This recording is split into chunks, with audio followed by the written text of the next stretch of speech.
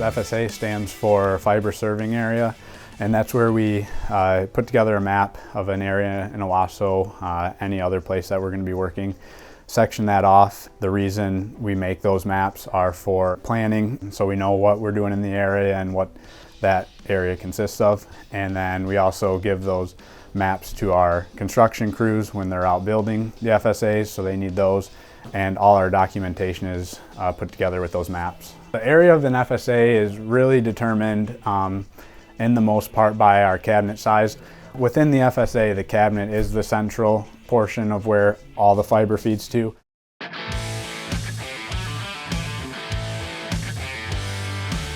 So Mystig is Michigan's only safety utility service, and they'll come out for free and locate all your utilities. So if we're working at a home or in front of a house, they'll come out, they're going to hook onto your gas, your communication lines, your power.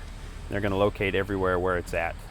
There's a law, Public Act 174, that says you have to have a Mystig when digging, so it just protects the utility companies, people with the infrastructure in the ground, and then it also protects the excavators from digging into power lines or gas lines. Where we call in, we typically do about a block at a time, and that's marked by the paint on the ground and then flags every so many feet. Just because there's a Mystig called in for your lot doesn't mean we're going to tear up your entire front yard. We just have to know everywhere where we're going to be underground, and then where to avoid places like water, gas. It's actually against the law to pull flags, take them. I know they're kind of a pain. For the most part, they'll only be in your yard for a week or two, and we will come back, remove them, and you are free to go about your business. Just mow around them for the time being, yep. We have a yearly permit with the city of Owasso, which is where we're currently doing all of our work, but it's through the local municipalities, Shiawassee County if we're outside of the area, or Clinton County depending on where we're at. So we pull permits with the appropriate governing body, and it covers us to work in the utility right away. When the process is complete and we're at the restoration stage of our construction, we come through, we make sure all the flags are picked up, taken care of, and the paint will eventually wash away with water.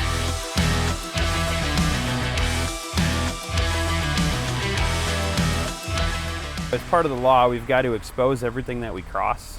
We've got to spot it and check the depth so we know that we're safe to go around it.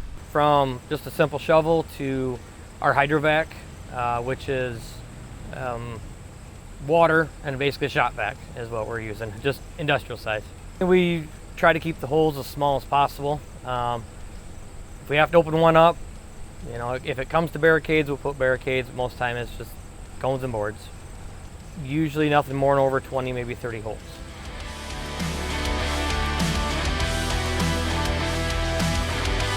The horizontal drilling is a computer in the head, and it tells us how far we are underground so we can lay a ground without trenching up yards. The only other choice we'd have is open trench, and that would be a big 2-foot wide, as long as your property, hole in the ground, 3 feet deep.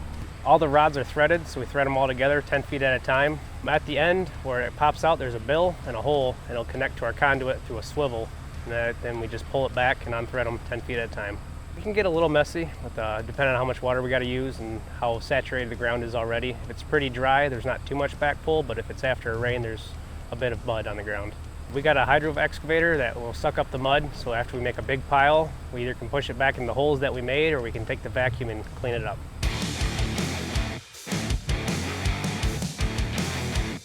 A handhole is like a vault. We try to put them in property lines to feed multiple houses with one, so not everyone has to have one handhole in each yard. Our engineers normally come out and decide where our handholes are going, and they'll make a map for us. We'll come through and we'll see where all the public utilities are. We'll look at your water lines, your gas lines, your frontier lines, your charter lines. What we try to do is run with our handholes near all your other public utilities, so you have everything connected to your house in one spot. The fiber that we put to your house will come directly from the handhole. We use dark green to blend in with your grass, and we try to stay as level as we can with the grade of the grass, so everyone's able to mow over it and no maintenance on anyone else's front. They just can forget that it's even there.